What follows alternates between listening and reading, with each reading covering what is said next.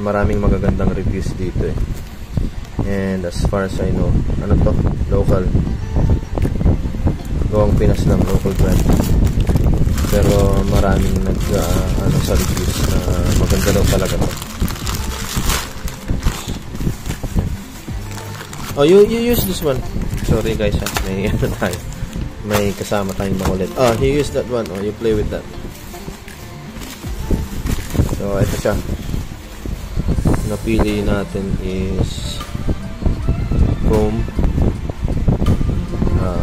Combination of chrome and black lang. So, ayan.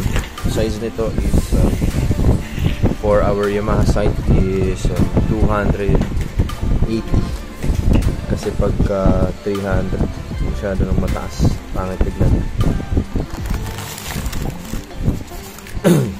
So, according kay Kuya Parts, ano naman daw? Fit naman daw siya for our Yamaha sight. So, yun, no?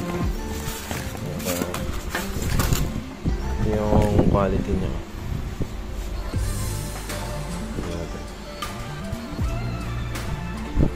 Diba? Maganda yung kahit locally made lang siya, pero tignan nyo naman yung quality.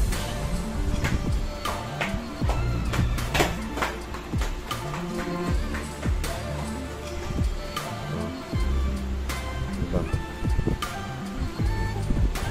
Maganda siya. So, kakabit muna natin or papakabit natin, and after 1 week siguro tignan natin, mastahin natin. Okay, so that's it for now guys, and see you on the next vlog. Ciao.